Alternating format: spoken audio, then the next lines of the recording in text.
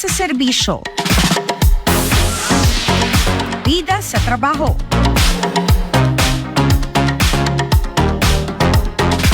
Bida sa updates. At bida sa mga kwentong overseas Filipino workers. Kasama ang kaagapay at kakampi ng ating mga bagong bayani. Agarang tulong. Tapat na serbisyo. At praktikal na mga solusyon. Mula sa nag-iisang OFW Parties Representative, Congresswoman Marisa Del Mar Magsino. Ang programang maghahatid sa inyo ng tulong at malasakit. OFW, ikaw ang bida. With Congresswoman Marisa Del Mar Magsino. Sa kaliwat ka ng issue at suliraning kinakaharap ng ating mahal na overseas Filipino workers sa loob o labas man ng bansa, ay mas lalo lamang pong pinipili magpursige at lumaban ng OFW Party List para po sa inyo. Tuwing Sabado dito sa SMNI, wala po kaming ibang layunin kundi iparating ang ating serbisyo, updates at oportunidad na laan para sa inyo saang man kayo sa mundo. Ngayong hapon, patuloy po ang One Filipinos Worldwide or OFW Party List sa pag-arangkada sa pagbibigay ng tulong at serbisyo. Hindi tayo pepreno sa pagbibigay ng OFW updates.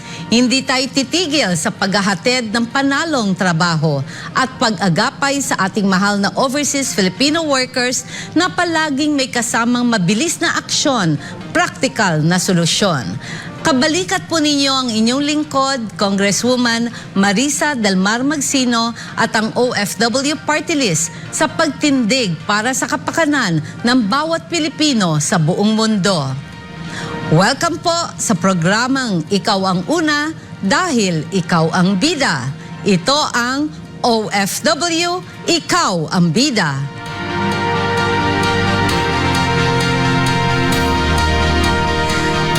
Good afternoon po sa lahat ng ating masugid na viewers sa SMNI News Channel at OFW Party List Facebook page. Hello sa mga nag-aabang sa atin tuwing Sabado sa ating Kingdom Citizens, OFWs, Overseas Filipinos, Seafarers at syempre sa lahat po ng Pinoy sa buong mundo. Hello and happy watching din po sa ating mahal na Kingdom of Jesus Christ, Pastor Apollo C. Quiboloy. Maraming salamat po sa walang patid na suporta sa amin dito sa OFW, Ikaw ang Bida.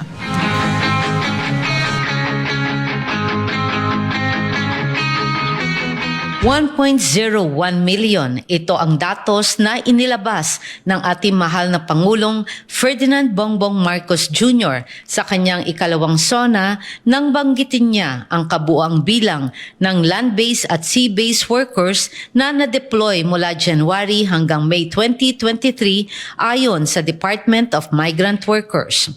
Ito po ay kaugnay sa mga nakapilang programa at serbisyong hatid ng kasalukuyang administrasyon para sa ating mga mahal na OFWs.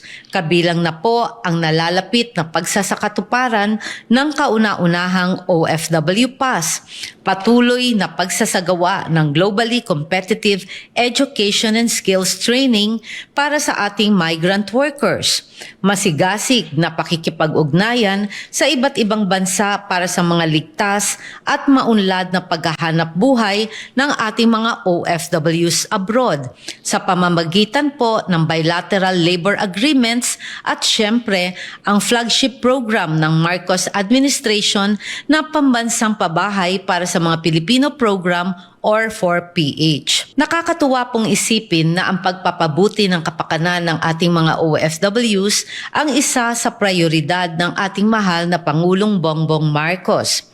Kaya naman, hindi rin pahuhuli ang patuloy na pagbaba ng serbisyo at benepisyo ng ating pamahalaan para sa ating overseas Filipino workers at kanilang pamilya sa pamamagitan po ng government-owned and controlled corporations or GOCCs.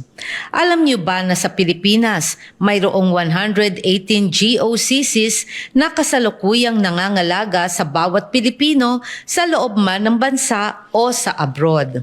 Ang mahigit 100 GOCCs na ito ay may mandatong magbigay ng kaukulang benepisyo at serbisyo sa mamamayang Pilipino kasama na po ang ating mga OFWs sa ilalim ng saligang batas. Kabilang sa mga GOCCs kung saan ang ating migrant workers ay nakakakuha ng mga benepisyo bagamat sila ay kasalukuyang wala sa Pilipinas ay ang Social Security System or SSS, PhilHealth, National Housing Authority or NHA, Pag-ibig Fund, Government Service Insurance System or GSIS, Philippine Amusement and Gaming Corporation or PAGCOR, Philippine Charity Sweepstakes Office or PCSO, Overseas Filipino Bank at marami pang iba.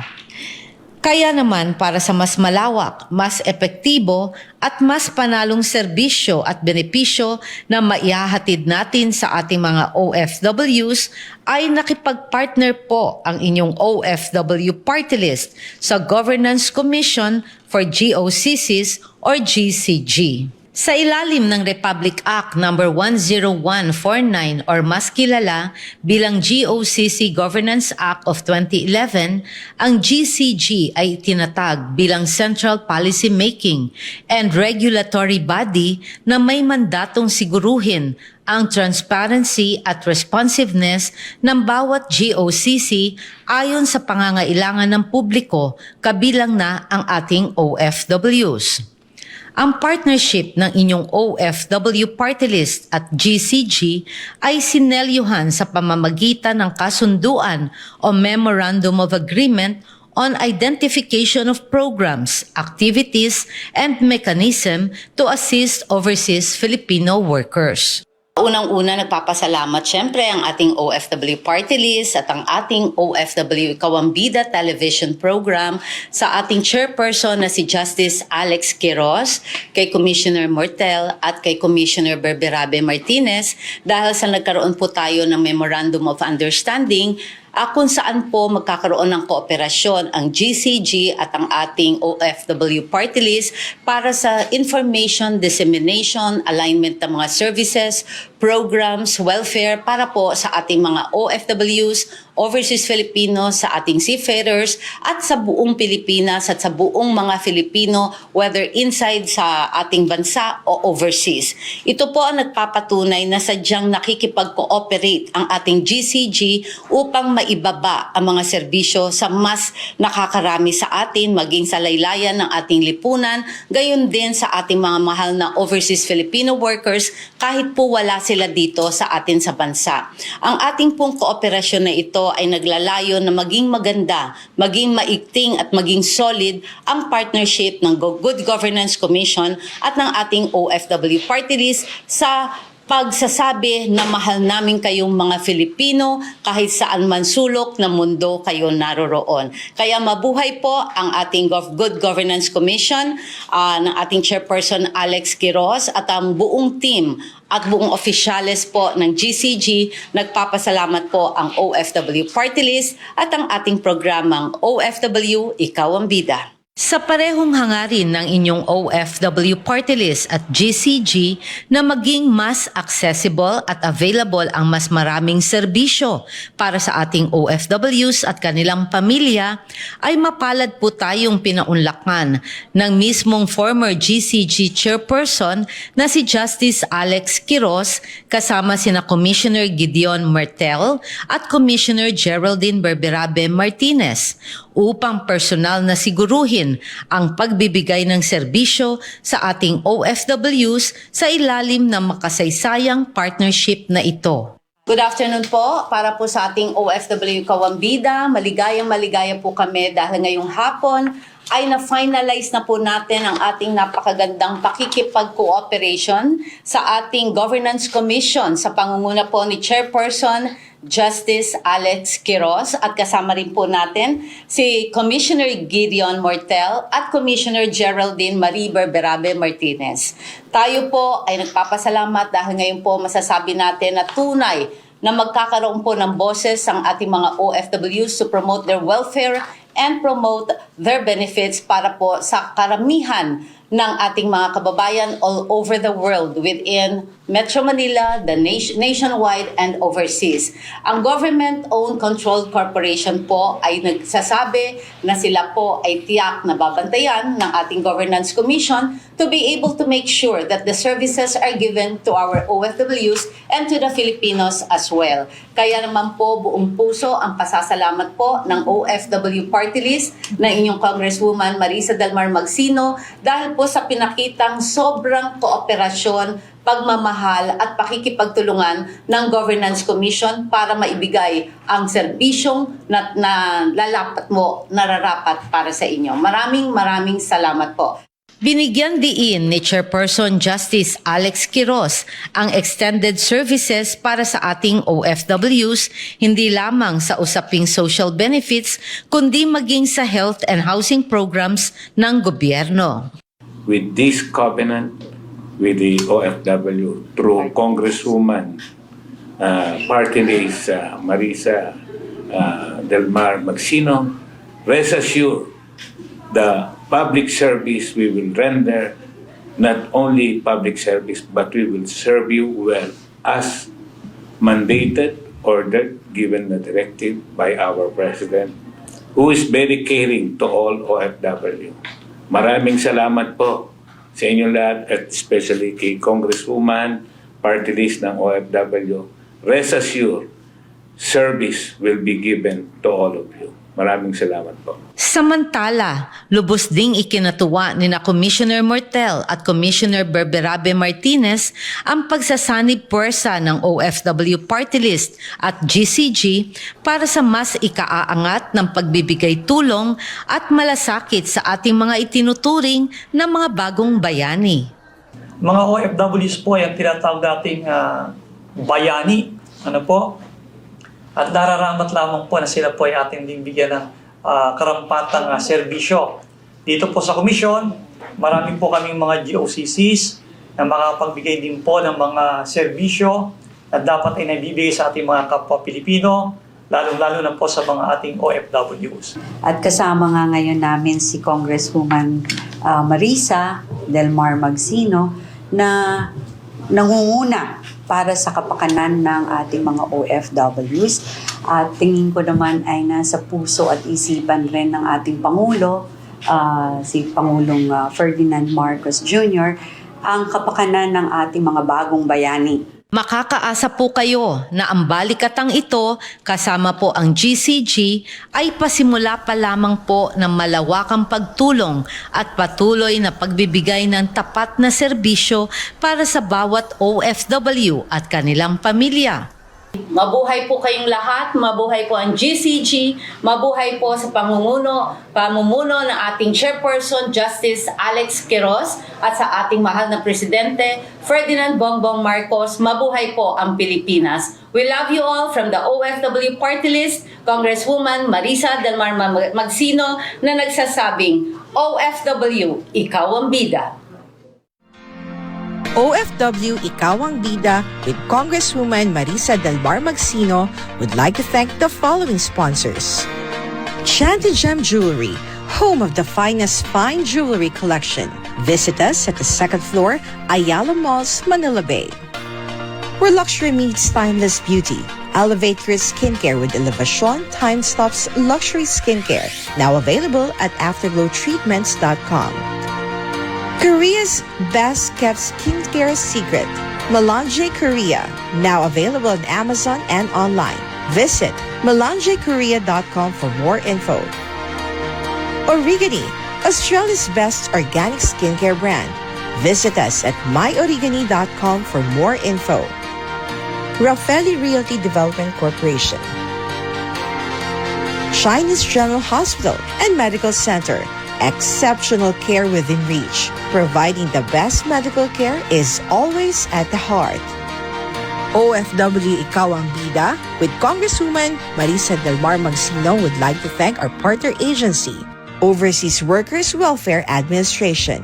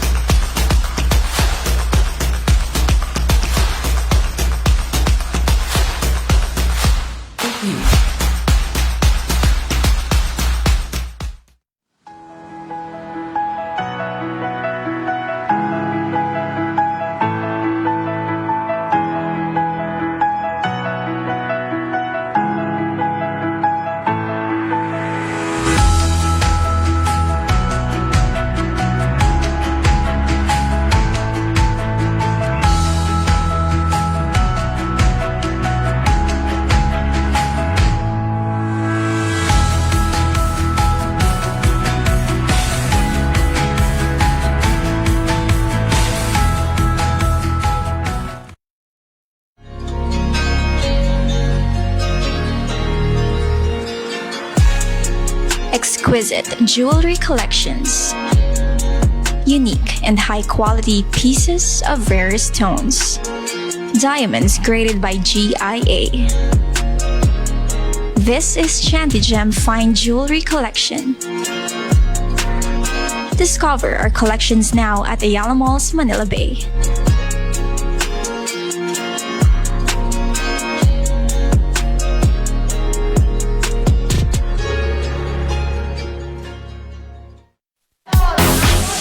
Nagbabalik ang programang Bida sa Serbisyo, Bida sa Updates, at Bida sa mga kwentong overseas Filipino workers.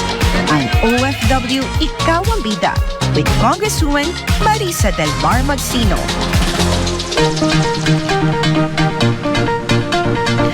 Malugod po naming binabati ng maganda at mapagpalang hapon ang lahat ng ating taga-subaybay dito po sa SMNI News Channel, sa ating OFW Party List Facebook page, sa mga nakatutok sa atin na ating Kingdom citizens, OFWs, Overseas Filipinos, seafarers at syempre sa lahat po ng Pilipino at Pinoy at heart all over the world. We would also like to greet our loving and very supportive Kingdom of Jesus Christ Pastor Apollo C. Kibuloy. Happy watching po, Pastor. Sana po'y mag-enjoy po kayo sa panonood sa amin ngayong hapon. Sisimulan po natin ang ating programa sa paghahatid agad ng serbisyo publiko at malalim na talakayan patungkol sa mga isyong may kinalaman sa ating overseas Filipino workers. Layunin po ng OFW Party List na ilapit po sa bawat OFW at kanilang pamilya ang mga tulong at benepisyo na laan para sa inyo. Kaya naman, kami po ay nag-imbita ngayong hapon ng isang inaasahan at maaasahan natin na napakasipag na lingkod ng bayan. Siya po ay nanilbihan sa Department of Labor and Employment at Philippine Overseas Employment Administration na mahigit 5 taon. At ngayon, siya po ay naglilingkod bilang Undersecretary for Licensing and Adjudication Services ng Department of Migrant Workers. Let us all welcome ang bibida sa serbisyo ngayong hapon, a lawyer by profession and a true public servant, Department of Migrant Workers, Undersecretary Bernard Olalia.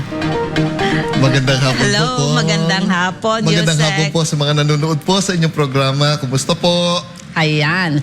Nako, noong pong unang linggo ng September ay may pinasara daw po ang DMW na isang seafarer recruitment agency sa Parañaque City dahil sa di umano'y issue ng illegal recruitment at unauthorized fee collection nito mula sa ating mga Filipino seafarers. Ito po ang RTM Maritime Consultancy Services Corporation sa Parañaque City at napag-alaman po nating walang valid license or accreditation mula sa DMW. Nabalitaan din natin, Yusek, na may 2 OFWs po ang lumapit sa inyong tanggapan na nagsasabing hinihingan sila ng 105,000 hanggang 140,000. Grabe ha, ang taas ha. Bilang consultation fees sa Peking Manning Agency na ito. Ano po ba ang mga detalye ang pwede nating ibahagi tungkol dito sa kasong to, Yusek Bernard? Tama po yung binalita ninyo kung ano. Ang kagandahan po nito dahil po sa maigting na ipinatutupad ng Department of Migrant Workers yung pong ating programa laban sa mga illegal recruiters at human traffickers, tayo po ay nag-conduct ng isang surveillance at meron pong nagreklamo. 2 pong seafarers natin ang nagreklamo tungkol sa RTM Consultancy Agency. At ng ating pong tignan yung kanilang record, nakita po natin na wala po silang lisensya na ibinigay ang Department of Migrant Workers upang mag-hire at mag-recruit. At ang masakit po dito, Kong, nako, sinisingil po ng placement fee ang ating mga kawawang seafarers na aplikante, alam po ng lahat, kapag ka ang seafarer ay nag-apply ng trabaho bilang isang seaman, wala pong binabayaran Tama. placement fee. Yes po, Kong. Nako, alam niyo naman, Yusek Bernard, kaya naman po kami naliligayahan dahil na-aksyonan agad ito ng DMW. Ngayon naman, Yusek Bernard, kaugnay po naman nito, simula po nung March ngayong taon, may total na po tayo na 41 fisher folks na mula po sa OFW party list, humingi po ng tulong, sinalubong po natin sa airport. Sila po yung natulungan natin through the DMW, the OWA, the DFA. At natulungan po natin sila, nakabalik na po sila dito sa Pilipinas, na-repatriate ang mga Pilipinong mangingisda. Dahil din po ito sa kaso ng human trafficking violations. Sa katunayan po, ang isa po sa 6 na mangingisdang nakaranas ng pang-aabuso sa employer niya sa Namibia ay na-interview din po natin at i-interviewin pa po natin yung iba sa mga susunod nating episodes. Ang 6 na Pilipinong mangingisda na ito mula po Namibia ay tumagal, Yusek Bernard, ng halos 1 taong mahigit. Imbis na 1 taon lamang base sa pinirmahan nilang kontrata, pinangakuan kasi sila ng sahod kada buwan na nagkakahalaga ng $310. Pero, Yusek, $150 lamang ang kanilang natatanggap. At kung minsan at madalas ay 2 buwan lang daw po ang parating nagiging delay ng kanila po mga sahod. Yusek Bernard, although we highly appreciate the efforts of your good office as well as the other agencies in terms of protection of the rights and welfare of our OFWs, pero bakit po kaya tila pa ulit-ulit ang nangyayaring ganitong klase ng pang-aabuso sa ating OFWs dahilan po dito sa ating mga illegal recruitment? Bilang Undersecretary, teritoryo mo po to, bilang Undersecretary for Licensing and Adjudication Service ng DMW, how do we closely monitor or regulate the private recruitment agencies in the country, Yusek Bernard? Naku, napakagandang katanungan po yan, Kong, ano? Lalong-lalo na sa mga nakikinig po natin mga seafarers at OFWs na nagbabalak na mag-abroad, ano? Balikan ko lang po yung unang katanungan kanina tungkol sa RTM, ano? Alam niyo po, dahil sa nalaman natin na nangloloko ito at nang-hire at nag-employ ng walang lisensya, isinarado po natin ito. Kasama ko po ang aming OIC, si Yusek Hans, na nagpunta mismo doon sa tanggapan at kami po ay nag-imbestiga at ipinaskill namin yung closure order dahil ang Department of Migrant Workers po may power to issue a closure. Ang ibig sabihin nito, hindi na pwedeng buksan hanggat walang natatanggap pa na subsequent order galing po sa aming ahensya. Ang paraan po na ito ay aming sinisigurado para wala nang mabiktima po na seafarer yung consultancy firm na yon. Ngayon, balikan naman po natin tong pangalawang katanungan ninyo tungkol sa Namibia po. Yes, Kong, Yusek. Opo. Alam niyo po, ang kagandahan nito, itong Namibia na mga fishermen po natin na hire po, no? Dalawang ahensya po na manning agencies ay lehitimo. Okay. Sila po ay duly licensed, no? Kaya lang, ang kagandahan po nito, sila po ay dapat pupunta sa isang bansa, no? Hindi ko napapangalanan yung bansa, pero hindi po sila dinala doon. Yes. Sa madaling salita, sila po ay nadala sa Namibia waters Yeah. at nangingisda ng labag sa environmental laws. Tama. Alam po natin alam. na ang mga manning principals, yung mga employers natin, dapat ay compliant din sa lahat po ng batas, hindi lang sa dito sa Pilipinas, kundi doon sa host country kung saan sila pupunta at sa international laws and regulations. Tama. No? Opo, At dahil po opo. dito, kami po ay nakipag-ugnayan sa Namibia authorities, kasama po natin ang DFA dyan, buti po tumulong yung inyong opisina Yes. po, Kong. Sumalubong At, tayo. Opo, na-repatriate po natin Yes. itong mga fisher folks na ito Opo. at sinampahan po natin ng kaso yung dalawang manning agencies, no? Sinuspindi po natin sila. Tama. Yun po ang una natin Very good. ginawa, Kong, no? Very good. Kasi ipinapaalam po natin ng Department of Migrant Workers ay seryoso laban sa mga manning agencies na hindi sumusunod sa ating alituntunin. At nakita po natin na may violation kaya sila po ay nasuspindi. Yung Tama pong yun. kaso, Kong, na isinampa po natin, patuloy po natin itong susubaybayan at sisiguraduhin natin, mabibigyan po ng hustisya. Tama. Ang ibig pong sabihin, kahit po kayo lisensyado, dapat po susunod din kayo sa alituntunin po ng ating department. Ayan. Alam mo, Yusek Bernard, on the side, nung nagkaroon po tayo ng policy dialogue nito sa Kongreso, pinatawag po natin mga ahensya, DMW, DFA, OWA, Immigration, lahat po yan ay nagkwento yung ating fisher folks ng kanilang experience na personal. Yung isa po doon, mag-boyfriend-girlfriend. Okay. So, yung buntis po, ang kanyang girlfriend, dahil sila'y kinukuryente, sila po'y tinatadyakan, na-abuse, ang nangyari po, nahulog po yung pinagbubuntis ng kanyang girlfriend. Okay. Dahil ganun po ang nangyari, ganun po talaga, wala tayong magawa. Pinakamabuti na lamang po ay naiuwi po natin sila. Yes po. Ito rin po, sila rin po kasi ay biktima rin po ng human trafficking. Kasi Yes po. may transportation po sinabi from itong country, hindi na nga natin sasabihin, dinala doon hanggang nakarating po ng Myanmar, Opo. hanggang nakarating po dito. Kaya sabi nga po natin, Lord, please, sana naman po, kung sino naman po ang magkukuha o magre-recruit sa inyo, siguraduhin nyo naman po, checkin nyo yung ating POEA, DMW, kung legal, legitimate po ba itong recruitment agency Yes. na papasukan ninyo. At oras po na kayo po ay may mga special lane na sinasabi sa ating pong Bureau of Immigration, ay mag-isip-isip na po kayo. Huwag na po kayong maging malakas ang loob Yes. na pumunta po sa abroad at hindi nyo po alam kung ano po ang naghihintay sa inyo. Anyway, Yusek, thank you very much for Yes that. po. Maganda po ang sagot ninyo.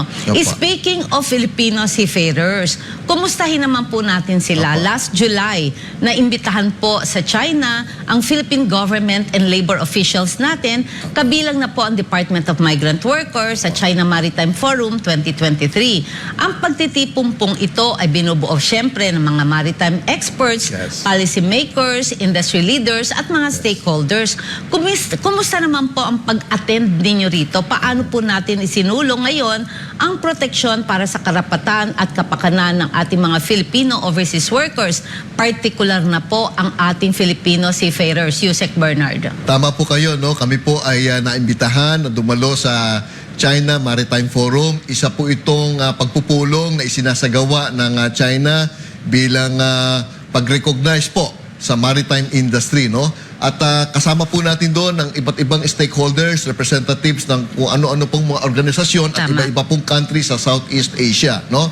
Nakilala ko po yung ibang mga leaders at tayo po ay nag-present ng ating mga programa at polisiya at ibinahagi po natin kung ano po ang ginagawa ng ating bansa, lalong-lalo ng Department of Migrant Workers, sa tulong din po ng Kongreso, lalong-lalo na yung Yes, party list po of ninyo. course. Binahagi po natin yan kung ano-ano po yung mga interventions natin, yung Tama. ating mga programa na isinusulong para po sa kapakanan ng ating mga seafarers na mabigyan sila ng continuous protection at promotion po ng kanilang welfare. Inalan din po natin kung ano po yung mga good practices ng ibang bansa. Good. Para po yun ay ating mairekomenda rin po Yes. Yes, Kasi tulad po ng nabanggit ninyo, kinakailangan nating malaman din kung ano yung good practices para maisulong po rin ninyo sa isang magiging batas at Yes. magiging polisiya po kung ano po yung makakabuti po para sa ating mga Tama. seafarers. Alam mo, Yusek Bernard, for the info po ng ating mga mahal na Filipinos all over the world, lalo na po mga seafarers, ang inyong pong lingkod, ang OFW Party List po,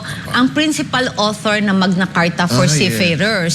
At syempre, kasama ko po dyan si Kong Ron Salo, yung chair ng COA namin. At pinagsikapan po namin ito at ito po ay approve na po hanggang third reading sa Kongreso. Ngayon po nasa Senado na. Okay. At nakausap po rin si Senate President Mig Zubiri. Ang sabi po niya sa akin, Akong, 1 month na lang hopefully matapos na natin to sa Senado. Kaya naman po we're very happy na talaga naman pong ang ating mga bill na ipinapasa po sa Kongreso ay tsak pong makakatulong ng maganda sa ating pong mga seafarers and the OFWs as a whole. Ngayon naman po, Yusek Bernard, kumusta naman po ang ating mga Filipino seafarers sa gitna ng tumitinding issue sa West Philippine Sea, Yusek? Opo, alam niyo po ang national policy natin ay friends to all and no enemies to no one, ano? Yun po ang ating isinusulong, kaya tayo po ay nakikipag-ugnayan po sa ating mga embahada at lahat po ng international stakeholders. Ang kagandahan mo nito, Kong, meron na kaming tinatawag na Policy and International Cooperation Cluster, no? Okay. At lahat po ng mga issue tungkol sa mga international issues, binabalangkas po natin.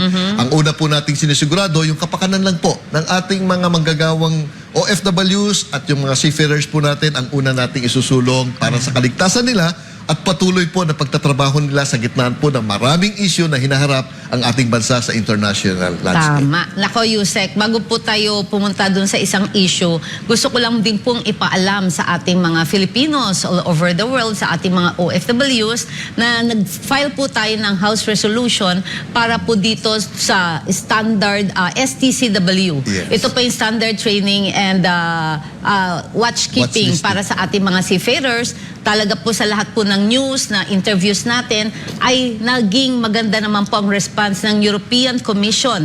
Inaprubahan na po, tinanggap na po yung almost 60,000 Filipino certificates ng ating mga seafarers. Yes. Kasi kung hindi po nila dininig ang ating pong paghingi ng request sa kanila na tanggapin ang Filipino certificates natin, ay tsak po na 50 to 60,000 seafarers Yes. ang mawawalan po Correct. ng trabaho, hindi Correct po. makakasakay sa Correct. kanilang Tama po. mga ship. Barko. Kaya we're very happy, we're very thankful sa European Commission na yung request po natin ay inayos nila. Pero Yusek, Opo. medyo inano po natin si Marina. Opo. Ang sabi natin, please lang, pwede ba? Medyo upgrade nyo ang Opo. level ng training nyo. Sabi ng ating mga seafarers, elementary pa tinuturo, college graduate na Yes. dapat kami or college level na kami. Dapat naman, ayusin naman po natin ang ating mga modules. Opo. Please lang po.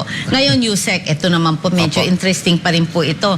Sa iba pong balita, noong August, Opo. mainit po na naiulat sa publiko ang pagbaril po ng 6 na pulis sa ating 17-year-old na binata mula po sa Navotas. Opo. Ang biktima po na si Jemboy Baltasar ay anak po ng isang OFW. Yes. At noong August din po, agad na umaksyon ang DMW sa pagtulong sa ina po ni Jemboy na makabalik po ng Pilipinas. Siyempre, tayo po sa OFW Party List, parati naman tayo nakikipag-ugnayan sa inyo, Opo. sa DMW, para po pag-resolve sa ganito mga kaso. Matapos na mapabalitang nagtatago ito sa mga otoridad sa Doha, Qatar, dahil umalis ito sa employer niya noong Opo. nakaraang taon, kwento niyo po sa amin kung paano po tinulungan ng ating DMW, Yes. ang ating pong OFWs, yung pagre-resolve ba po sa kaso ng ina ni Jemboy sa Qatar at bukod po sa repatriation. Ano po ba, Yusek Bernard, ang assistance na pwede nating maibigay sa kanilang pamilya? Ayan, ako, teka muna po. Abangan po natin ang kasagutan sa pagbabalik ng OFW, Ikaw ang Bida.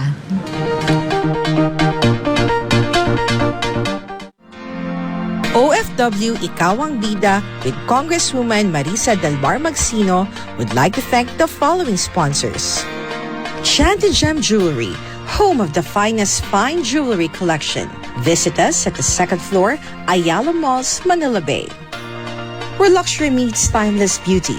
Elevate your skincare with Elevation Time Stops Luxury Skincare, now available at afterglowtreatments.com. Korea's best kept skincare secret, Melange Korea, now available on Amazon and online. Visit melangekorea.com for more info. Origani, Australia's best organic skincare brand. Visit us at myorigani.com for more info. Raffaelli Realty Development Corporation. Chinese General Hospital and Medical Center. Exceptional care within reach. Providing the best medical care is always at the heart. OFW Ikaw ang Bida with Congresswoman Marisa Del Mar Magsino would like to thank our partner agency, Overseas Workers Welfare Administration.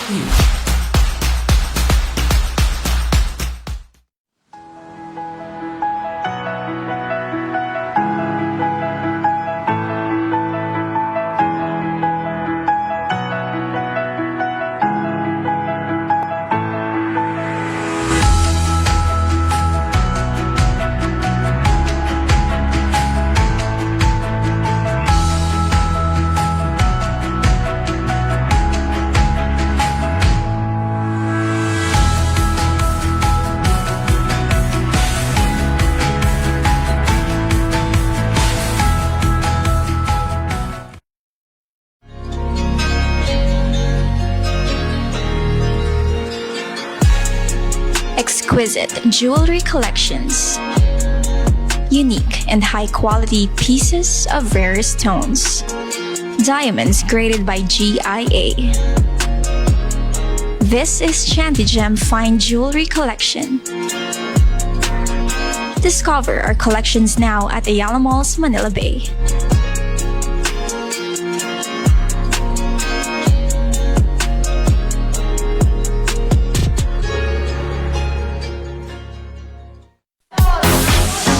Nagbabalik ang programang Bida sa Serbisyo, Bida sa Updates, at Bida sa mga kwentong overseas Filipino workers. Ang OFW Ikaw ang Bida with Congresswoman Marisa Del Mar Magsino.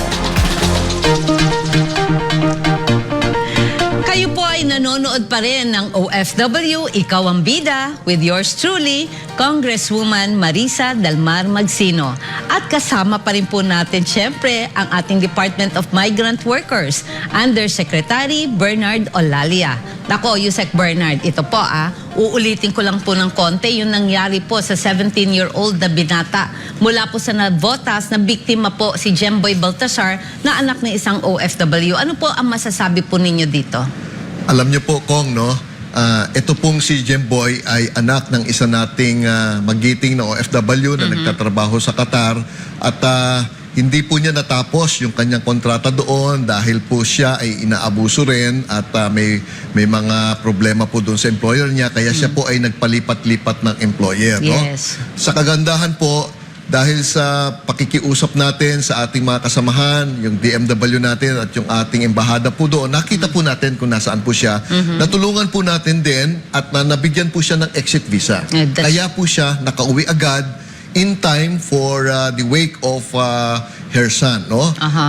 Jemboy. Repatriation po. Yun po yung una nating ginawa. Binigyan po natin siya ng visa. Pagkatapos, may mga cash assistance po na ibinigay ang OWA at ang DMW. No? Ayan. Sa kasalukuyan, kami po ay tumitingin kung magbibigyan po rin siya ng livelihood assistance. Yes. Pero kaugnay doon sa pagkamatay ng kanyang anak, sisiguraduhin po natin. Unang-una, makakakuha po ng hustisya ang ating OFW dahil sa pagkamatay ng kanyang anak. No? Ayan. Tumutulong po tayo doon sa pagsusulong ng pagsampa ng kaso At sa ngayon po, may balita na tinanggal na o tatanggalin na yung pulis na na-involved doon sa shooting incident at sinampahan na po ng criminal case yung mga pulis na involved po dito at tayo po'y tumutulong para makalakap po ng ebidensya at nang sa ganon, mabigyan po talaga ng hustisya. Ayun, ako maraming salamat naman, Yusek. At syempre, maligaya po kami para sa ating OFW, Roda Baltasar, na magkakaroon po ng hustisya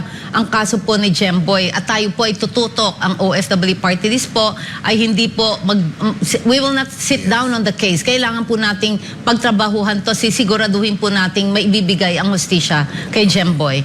Ngayon naman po, Yusek Bernard, nabalitaan po namin na maari daw pong mag-avail ang ating government-hired OFWs ng kanilang insurance mula sa private companies. Ito po ay matapos ninyong hingin ang legal opinion ng ating Department of Justice, Secretary Jesus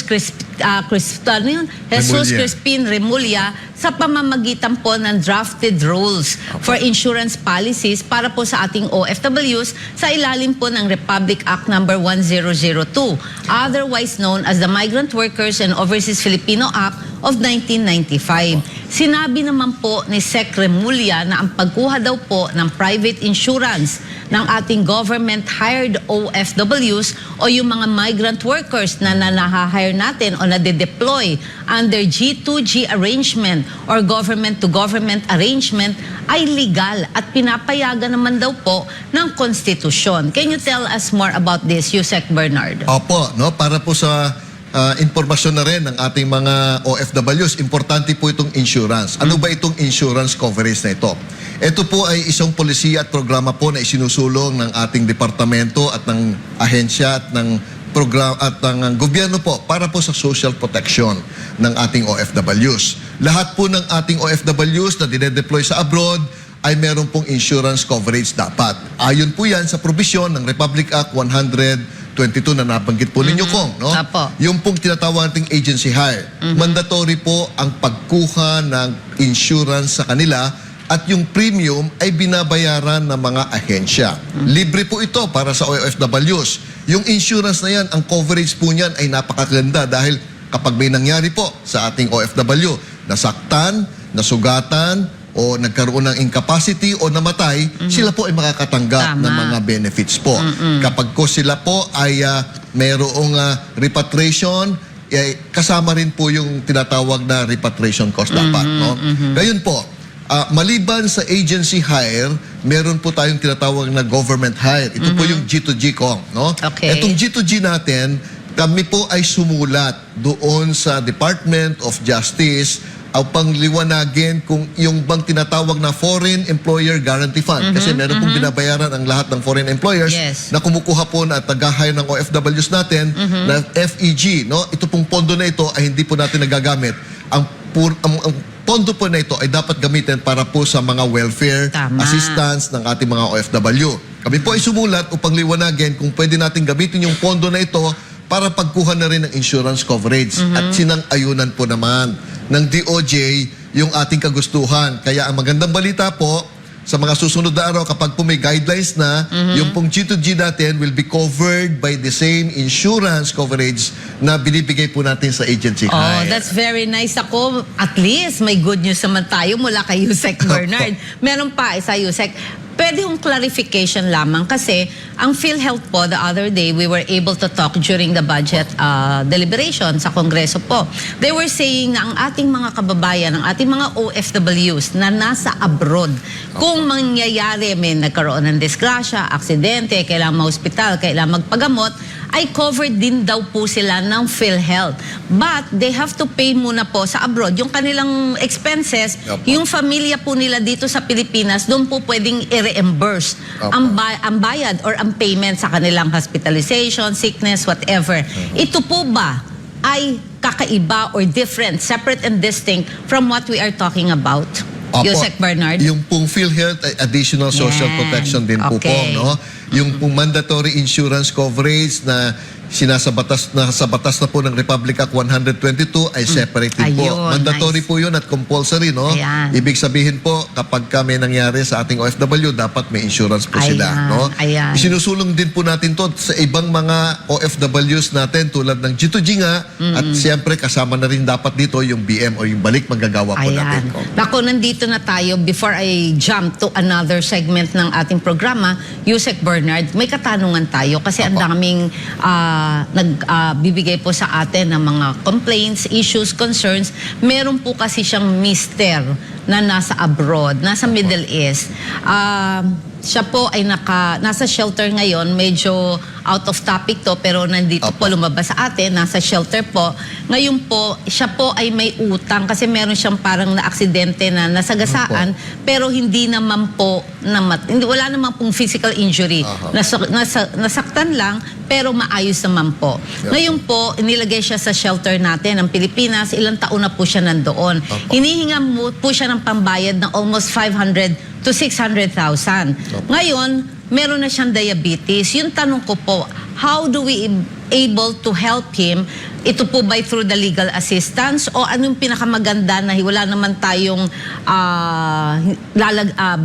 hindi tayo mag-ano sa batas, mag-circumvent sa batas para po matulungan ito at makauwi naman po sa Pilipinas dahil may sakit siya. Yusek Bernard. Alam niyo po kung nung kami nagpunta ni Secretary Toots Ople Rest in peace, I love you. Sa isang Middle East country po, kami po ay nakarinig din ng mga ganyang mga sitwasyon na nasa shelter po sila at sila po ay hindi makauwi, wala nga pong exit visa dahil may hinaharap po silang mga tinatawag na fines. Yes, no? yes, at tama. yung fines po yung kasi ay mandatory, dapat pong bayaran bago po sila mabigyan ng exit visa. Opo. Okay. Ang tulong po nating magagawa dyan, hahanapan po natin ng paraan para po makalikom ng halaga at maibigay po natin at mapauwi na po natin. Lalong-lalo na sabi po niyo, may diabetes na. Yes. Pero sigurado po, kung nasa shelter po siya, yung pong medical support, yung medical assistance po ay binabayaran po ng ating MWOs. For sure po yun. Doon po sa fines, hahanapan po natin ng paraan kasi yung action fund natin po, ang ibig sabihin ng action fund, ito ay gagamitin natin sa all forms of assistance, whether they be may legal yan, may medical, may repatriation, at kung ano-ano pa po. Yes. No? Opo. So, pwede po natin yung ipakiusap kay Yusek Hans Yes. at gagawan po ng paraan para ma-cover din yung tinatawag po mga fines. Nako, Yusek Bernard, kukumpletuhin po namin yung mga detalye sa OFW Party List and then makikipag-ugnayan po kami sa departamento natin, sa DMW, lalo na po dito sa Action Fund natin. Nako, good news yan ha, kaya buti na lang naalala ko. Sa usapin naman pong OFW Pass naman po, Yusek Bernard, Opo. bilang, syempre POEA, ngayon naman po talagang as a whole, DMW Yusek na po kayo, under po sa inyo to, ano po ang reaksyon ninyo ngayon na papalapit na po ang pagsasakatuparan ng OFW Pass bilang kapalit ng kinagisnan na natin na Overseas Employment Certificate, Yusek? Ang OFW Pass po, isa po ito sa napaka-importanteng programa ng aming departamento na isinulong po ng aming mahal na Secretary Toots Ople, no? Isa po itong magiging legacy niya sana, no? Pero hindi po kami hihinto sa pagsulong po ng pagkakaroon ng OFW Pass. Yung OFW Pass po, ito po ang dapat papalit sa tinatawag nating OEC o yung Overseas Employment Certificate. Ito po ay isang mobile application na pwede pong makuha, i-download lang po yung application na yan at pwede pong mag-apply yung ating mga OFWs. Ang layunin po nito ay upang mapadali yung proseso ng pagkukuha ng exit permit, yung OEC na tinatawag natin, at nang wala na pong masyadong mahabang pila, hindi ka na kailangan pumunta pa, for example, sa MWO o sa DMW para po makakuha ng exit permit po natin, no? Amin pong ginagawa ng paraan at kasalukuyan po pong naka-pilot test ito, Kong. Good. No? Opo, meron pong mahigit 10 countries na kung saan aming pinilot test ito at inaalam po namin yung mga challenges at birth pains nang sa ganon, mabigyan po natin ng daan kung paano po maiaayos yung proseso. Ay nako, Yusek. Alam mo, Yusek Bernard, I'm so happy kasi first privilege speech ko po sa Kongreso, sinabi ko na po ito yung ating Overseas Employment Certificate na medyo may redundant yung Yes mga po. requirements, pabigat sa ating mga OFWs. Sumagot naman po ang DMW, SecTuts noon, na i-streamline na to. At ngayon naman po, sabi ko, pwede bang maging libre kasi 100 pesos. 6 months lang po ang validity. Ngayon, ang OEC natin, 2 years yung contract nila na validity at libre. Kaya naman I'm very happy pag po na-privilege speech natin na nasasagot po natin yung nahihingi natin ang response ng ating ahensya ay talaga naman pong nagkakaroon agad ng resulta. I'm so happy for that, Yusek Hans. Yusek Hans, Yusek Bernard. Kita mo naman. Kasi lahat po kayo lahat di ba? Yusek Bernard, noong pong June, nag-increase po ang ating OFW deployment ng 123%. Kung saan 1,209,335 OFWs ang na-deploy po mula January hanggang June of 2023. Kumpara noong 2020 na 541,351 lamang. Sa ngayon po, inaasahan po ba natin ang patuloy na paglaki ng bilang na ito at the end of the year 2023, Yusek Bernard? Tama po kayo kung alam niyo po dahil po sa nangyaring pandemya, bubagsak po yung deployment natin ng 2020, no? At ito po ay apektado pa rin yung 2021 natin based on historical data compared to previous data po natin ng deployment prior to the COVID, no? Nung 2022, umangat na po yung ating deployment data compared to the previous years. At ngayong pong 2023, ang magandang balita po, mataas na po yung deployment, na breach na po yung 1 million mark ng deployment po natin noong June, no? Okay. At inaasahan po natin, patuloy po itong tataas dahil unang-una, nagbukas na po yung economic activities ng iba't iba nating mga traditional destination countries at emerging countries natin kung saan po tayo nagpapadala ng napakarami nating OFWs. Meron na po tayong full vaccination program sa lahat po ng host countries at ang ating mga OFWs po at ready na rin po. At ang magandang balita po nito, sumisigla po yung iba't ibang mga countries of destination natin, yung kanilang mga sektor sa That's manufacturing, nice. sa Opo. service at sa tourism na nagsarado nga at naantala nung panahon ng pandemya. Yung kanilang service at manufacturing, pati na yung agricultural industry sector po. Okay. Marami na pong nagdanais na makipagpulong po sa atin at gusto po nila preferential option po nila ang ating mga OFWs at ang gusto po nila walang ibang pupuntang foreign workers doon kundi po yung magigiting po nating, for example, healthcare workers po na napaka-in-demand po worldwide. Siyempre. Alam mo naman, Yusek Bernard, ang ating daw mga Pinoy, lalo na yung mga health workers natin, meron daw tayong tatak na TLC. Sabi ko, ano pong TLC?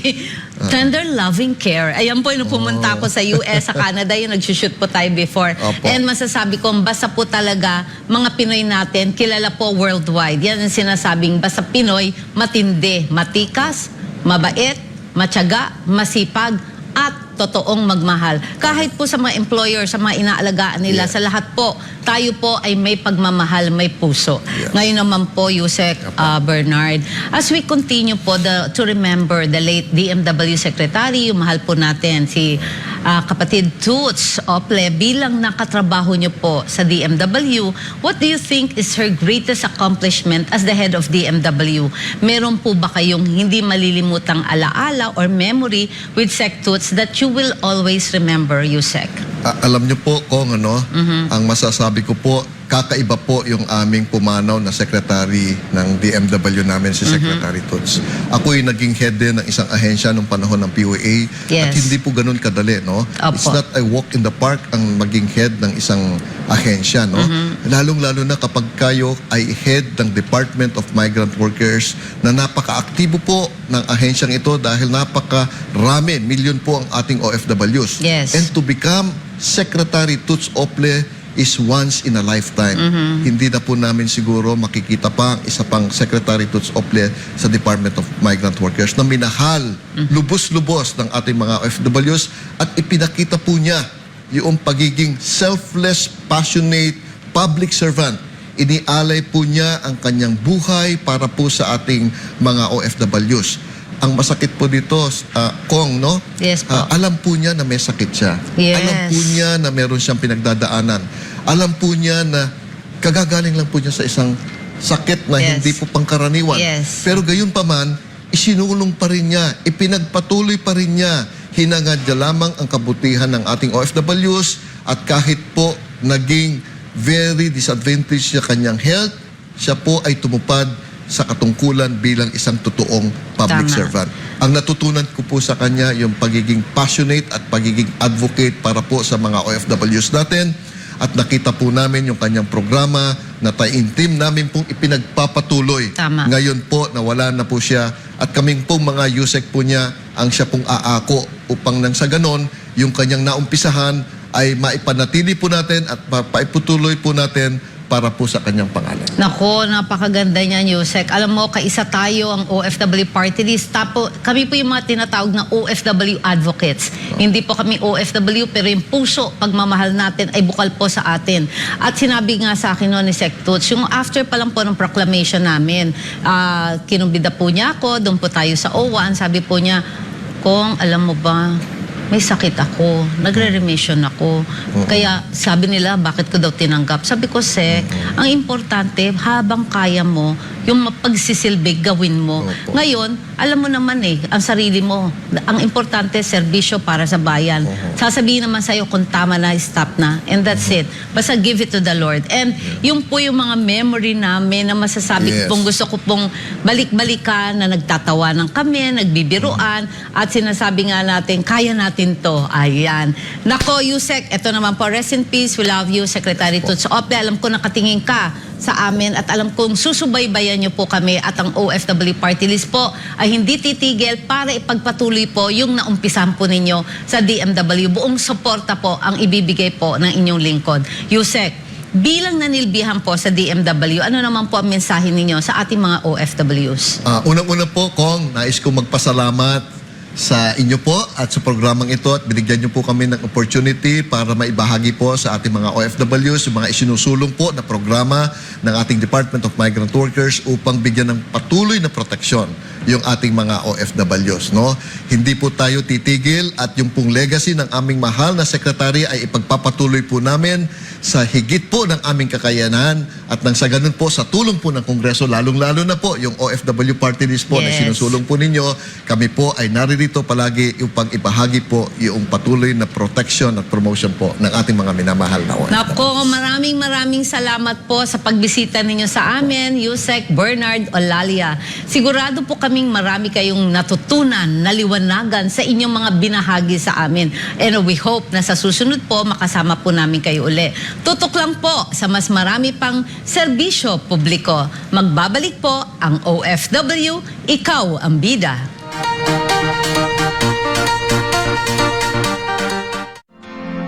OFW Ikaw ang Bida with Congresswoman Marisa Del Mar Magsino would like to thank the following sponsors. Chanted Gem Jewelry, home of the finest fine jewelry collection. Visit us at the second floor, Ayala Malls, Manila Bay. Where luxury meets timeless beauty. Elevate your skincare with Elevation Time Stops Luxury Skincare, now available at afterglowtreatments.com.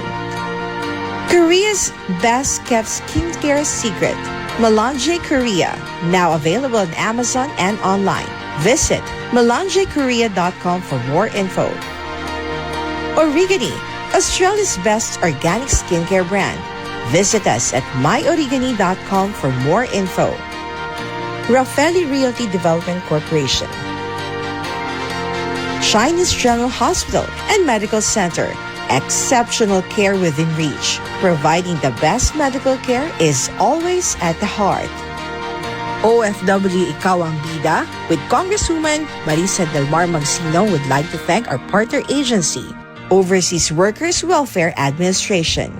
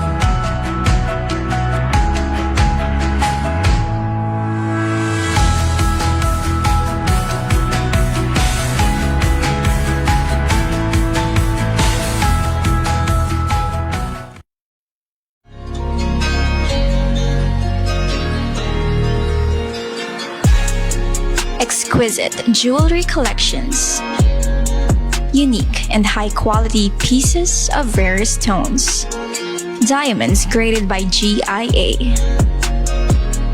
This is Chantigem Fine Jewelry Collection. Discover our collections now at Ayala Malls, Manila Bay.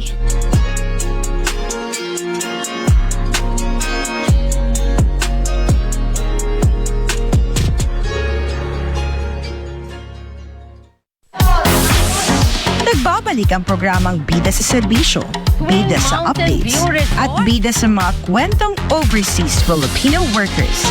Ang OFW Ikaw ang Bida with Congresswoman Marisa Del Mar Magsino. Nagbabalik po ang OFW Ikaw ang Bida with Congresswoman Marisa Del Mar Magsino. Kamakailan ay naminsala po ang bagyong Egay at Falcon sa maraming probinsya sa Northern Luzon. Kabilang na po ang lalawigan ng Pampanga. Ayon po sa reports, hindi bababa sa 124 na barangay sa Pampanga ang nalubog sa baha. Kaya naman, katuwang po ang Philippine Amusement and Gaming Corporation or PAGCOR, nagsagawa po ang inyong OFW party list ng relief operation sa mga taga Pampanga na naging biktima ng mga bagyo. Tunghayan po natin ang isa na namang serbisyo para sa ating Pilipino, kasama si OFW Party List Secretary General Princess Adriano, dito lang sa OFW Tulong at Serbisyo Center in Action.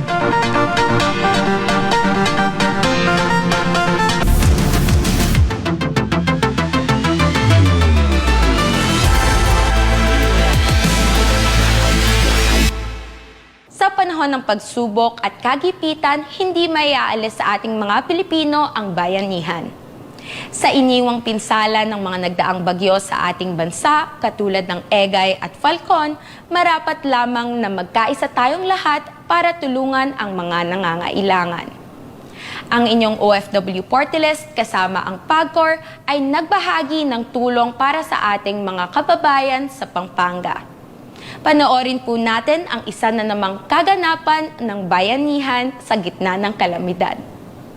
Sa pananalasan ng bagyong Egay, Falcon at Habagat, isa ang lalawigan ng Pampanga sa lubos na naapektuhan. Ayon sa Provincial Disaster Risk Reduction Management Council o PDRRMC, hindi bababa sa 124 na barangay sa Pampanga ang nalubog sa baha. Dahilan para ideklarang nasa state of calamity na ang lalawigan. Ayon pa sa PDRRMC, lampas 5 feet ang naitalang lalim ng baha sa lugar ng Lubao, Bacolor, Mexico, Apalit, Macabebe, Masantol, at Minalin sa Pampanga. Sa report naman ng Department of Social Welfare and Development o DSWD, 39,681 families o 127,011 na individual ang tinatayang naapektuhan ng bagyo at habagat sa Pampanga. Sa gitna ng kalamidad na ito ay hindi naman nagpatinag ang inyong OFW Party List kasama ang Philippine Amusement and Gaming Corporation o PAGCOR sa pamamahagi ng relief goods sa ating mga kababayan sa Pampanga. Sa pakikipag-ugnayan din natin kay Mayor Jun Punsalan ng San Simon, Pampanga at sa ating mga masisipag na OFW Party List chapter leaders doon, 600 food packs at 250 non-food packs na naglalaman ng bigas, canned goods, noodles, kape, sabon, toothbrush, toothpaste, towel, kumot at iba pa ang naipamigay natin sa lalawigan. Sa malaking tulong na ito, lubos po ang pasasalamat namin sa OFW Party List at ni Congresswoman Marisa Del Mar Magsino, sa PAGCOR at kay Chairman Alejandro Tenco, sa lokal na pamahalaan ng Pampanga, sa ating chapter leaders at sa lahat po ng nakikiisa at nakibahagi para matulungan ang mga pamilyang nasalanta ng bagyo sa Pampanga. Sa panahon ng gantong pagsubok, sama-sama po tayong magbigay ng pag-asa at lakas sa ating mga kababayan. makakaasa po kayo na ang inyong OFW party list sa pangunguna ng ating mahal na Congresswoman Marisa Del Mar Magsino ay patuloy na magsasagawa ng mga hakbang upang maisiguro na ang tulong ay makakarating sa lahat ng nangangailangan nito sa pamamagitan ng pagkakaisa na lalampasan natin ang pagsubok na ito. Saan man sa Pilipinas, abot kamay ang tulong at serbisyo ng OFW Party List. Muli po namin pinasasalamatan ang PAGCOR at si Chairman Alejandro Tenco para sa agarang aksyon para matulungan ang ating mga apektadong OFWs. Hiling po namin dito sa OFW Party List na manatiling ligtas ang bawat isa. Kaagapay niyo po kami at si Congresswoman Marisa Del Mar Magsino sa anumang panahon. Sa lungkot o ligaya, kasama niyo po ang OFW Party List. Kung kayo naman po ay may katanungan o concern hinggil sa aming mga programa at serbisyo, bukas po ang aming tanggapan dito sa OFW Tulong at Serbisyo Center sa 4th floor ng Ayala Malls, Manila Bay. Mula Lunes hanggang Sabado, simula 10 a.m. hanggang 6 p.m. Maaari din po kayong tumawag sa aming hotline na 02700-53402 or 0929-267-0748 o mag-message sa aming social media account na OFW Party List. Pwede rin po kayo mag-email sa aming ofwtulong@serviciocenter@gmail.com. Mag-iingat po tayong lahat at laging tandaan, OFW, ikaw ang bida.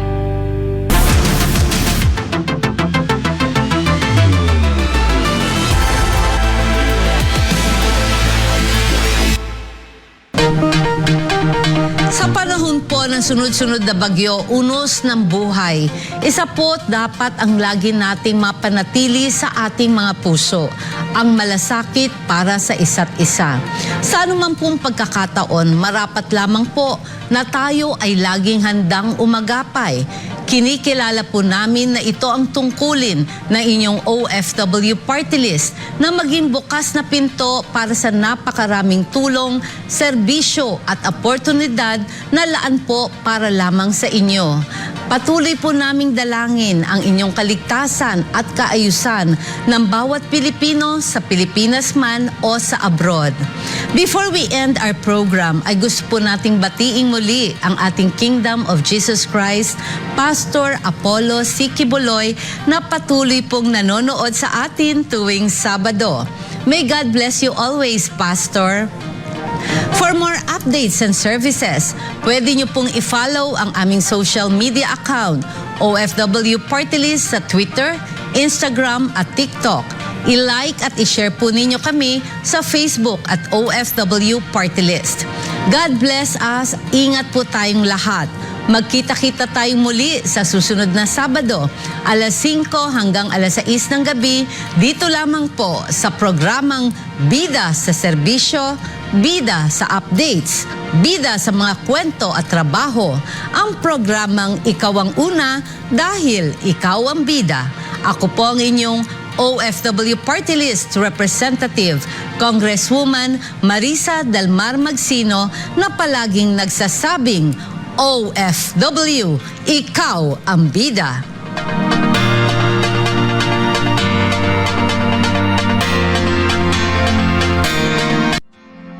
OFW Ikaw ang Bida with Congresswoman Marisa Del Mar Magsino would like to thank the following sponsors.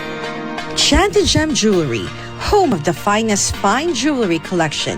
Visit us at the 2nd floor, Ayala Malls, Manila Bay. Where luxury meets timeless beauty. Elevate your skincare with Elevation Time Stops Luxury Skincare, now available at afterglowtreatments.com. Korea's best kept skincare secret, Melange Korea, now available on Amazon and online. Visit melangekorea.com for more info. Origani, Australia's best organic skincare brand. Visit us at myorigani.com for more info. Raffaelli Realty Development Corporation. Chinese General Hospital and Medical Center. Exceptional care within reach. Providing the best medical care is always at the heart. OFW Ikaw ang Bida with Congresswoman Marisa Del Mar Magsino would like to thank our partner agency, Overseas Workers Welfare Administration.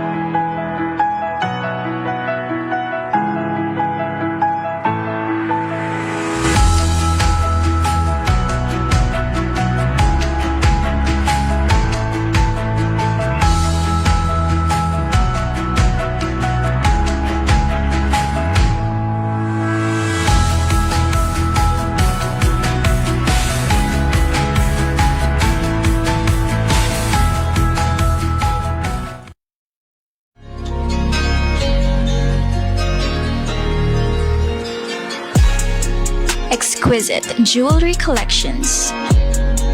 Unique and high-quality pieces of rare stones. Diamonds graded by GIA. This is Chantigem Fine Jewelry Collection.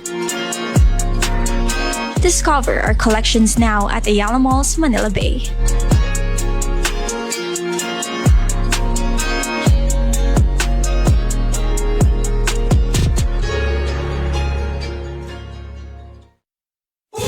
Subscribe to SMNI News Channel and turn on the notification bell to keep you up to date. Also visit our official social media accounts and join our community on Viber and Telegram.